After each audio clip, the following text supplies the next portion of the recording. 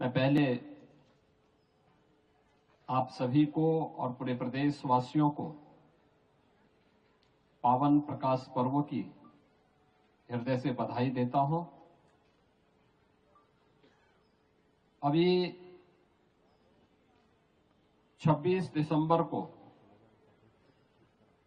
और 27 दिसंबर को पूरे देश ने साहबजादा दिवस के साथ जुड़कर के गुरु गोविंद सिंह जी महाराज के चार साहबजादों के प्रति अपनी श्रद्धा को व्यक्त करते हुए उन्हें उनकी स्मृतियों को नमन किया। बाबा अजीत सिंह, बाबा जुझार सिंह, बाबा जोरावर सिंह और बाबा फतेह सिंह की शहादत के साथ ही माता गुजरी के प्रति श्रद्धा को व्यक्त करते हुए हम लोगों ने पूरे देश को देखा।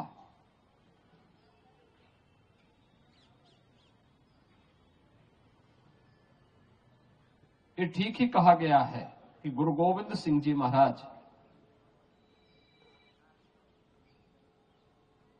एक शहीद पिता के पुत्र हैं और शहीद पुत्रों के पिता भी हैं। गुरु तेग बहादुर जी महाराज ने देश और धर्म के लिए अपनी शहादत दी। शहादत के लिए गुरु तेग बहादुर जी महाराज को गुरु गोविंद सिंह जी महाराज उस समय प्रेरित कर रहे हैं कि नहीं, देश पे संकट है, धर्म पे संकट है, और अगर किसी महान आत्मा का बलिदान होगा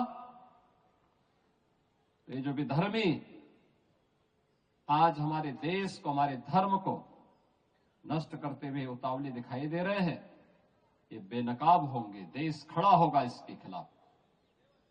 और उस महान बलिदान के लिए सबसे उपयुक्त कोई हो सकता है तो आपसे उपयुक्त कौन हो सकता है।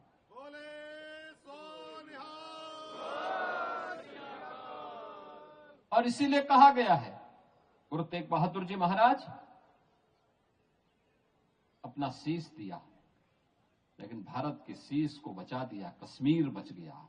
कश्मीर भारत का हिस्सा है, आज भी है।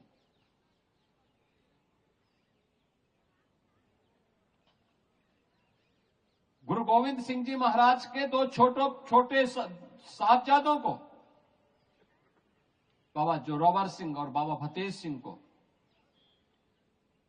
वजीर खान कहता है कि केवल एक बार, केवल मुंह से निकाल लो इस्लाम के को स्वीकार करने के लिए।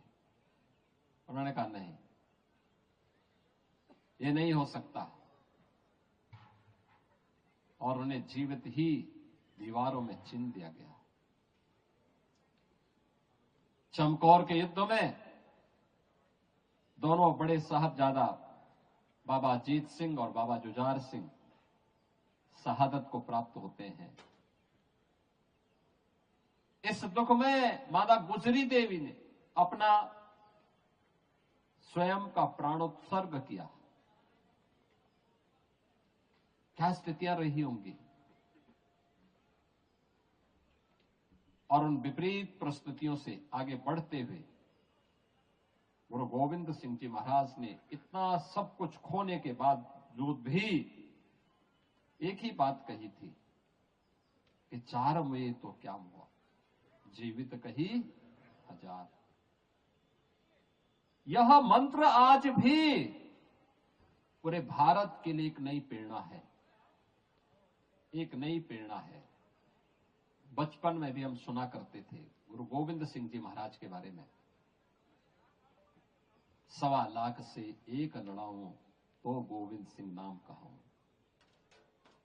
क्या प्रेरणा थी, देश के लिए थी, धर्म के लिए थी,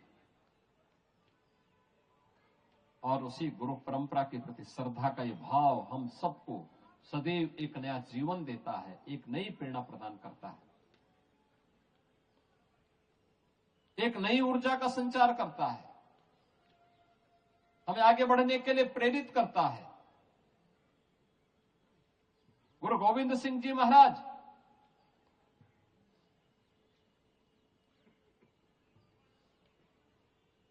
खालसा पंथ की स्थापना जाति भेद को, छुआछूत की भावना को सर्वथा समाप्त करने के उद्देश्य से उन्होंने की थी। इस देश और धर्म को बचाने के लिए की थी। सकल जगत में खालसा पंथ गाजे, जगे धर्म हिंदू सकल भंड भाजे का उद्घोष करके उस समय की विधर्मी ताकतों को उन्होंने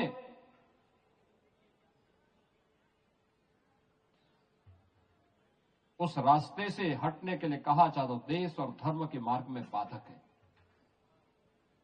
और इसीलिए हम लोग आज भी कहते हैं, बार बार इस बात को कहते हैं, याद करना सिख गुरुओं ने जो परंपरा डाली, गुरु नानक देव जी से लेकर के गुरु अर्जुन देव जी से लेकर के गुरु तेग बहादुर जी महाराज और गुरु गोविंद सिंह जी महाराज तक सिख गुरुओं का ये गौरवशाली इतिहास एक नई प्रेरणा प्रदान कर रहा है हम सबको, एक नई प्रेरणा प्रदान कर रहा है। गुरु गोविंद सिंह जी महाराज के कभी विचित्र नाटक को एक बार अध्ययन तो करो, पता लगेगा कैसा दिव्य महापुरुष था, जो अपने पूर्व जन्मों के बारे में भी अवगत करा रहा है, उन सभी स्थितियों के बारे में हम सबको अवगत करा रहा है, जिनको देख करके रोंगटे खड़े होते हैं। आज भी हम लोग बड़ी श्रद्धा के साथ उन भावों को देखते हैं, समझते हैं, और ये हमारा दायित्व बनता है एक लंबी यात्रा के लिए उससे हम प्रेरणा प्रदान करें। आज का ये प्रकाश पर्व उसी प्रेरणा का एक दिवस है, जब हमें सिख गुरुओं के त्याग से, उनके बलिदान से, उनके कृतित्व से एक नई प्रेरणा प्राप्त होती है। और ये तो लखनऊ का सौभाग्य है। गुरु तेग बहादुर जी महाराज गुरु गोविंद सिंह जी के साथ उनके बचपन में, बाल्यकाल में उन्हें लेकर के सी लखनऊ के याह्यागंज गुरुद्वारे में रुके थे। कितने ऐतिहासिक परंपरा आपके पास है, हमारे पास है। उस ऐतिहासिक परंपरा का संरक्षण करना, उसे सुरक्षित रखना, उसे आगे बढ़ा करके आने वाली पीढ़ी को उस इतिहास से अवगत कराना हम सबका दायित्व बनता है। आज के इस अवसर पर यह वर्ष हमारे लिए महत्वपूर्ण वर्ष है, क्योंकि गुरु तेग बहादुर जी महाराज का 350वां शहीदी पर्व के साथ जुड़ने का अवसर हम सबको प्राप्त होगा। उन आयोजनों को बड़े पैमाने पर किए जाने की आवश्यकता है। बड़े पैमाने पर उन कार्यक्रमों को आगे बढ़, जैसे गुरु नानक देव जी महाराज के 550वें प्रकाश पर्व को बड़े पैमाने पर, बड़े उत्साह के साथ आयोजित किया गया था। इन आयोजनों को हम उसी रूप में आगे बढ़ाने का काम कर पाएंगे तो आने वाली पीढ़ी पर एक बड़ा उपकार होगा। लोगों को इतिहास के बारे में जानकारी मिलेगी, खालसा पंथ के बारे में, सिख गुरुओं के त्याग और बलिदान के बारे में एक नई प्रेरणा प्राप्त होगी। आज के इस अवसर पर मैं एक बार फिर से पूरे प्रदेशवासियों को, आप सभी लखनऊ वासियों को 10वें पिता की इस पावन प्रकाश पर्व की हृदय से बधाई देता हूं और विश्वास व्यक्त करता हूं कि सिख गुरुओं का ये बलिदान, उनकी प्रेरणा देश और समाज के लिए उपयोगी बनाने में हम सब अपना योगदान दे पाएंगे। आप सबके प्रति मेरी मंगलमय शुभकामनाएं हैं। बोले सो निहाल।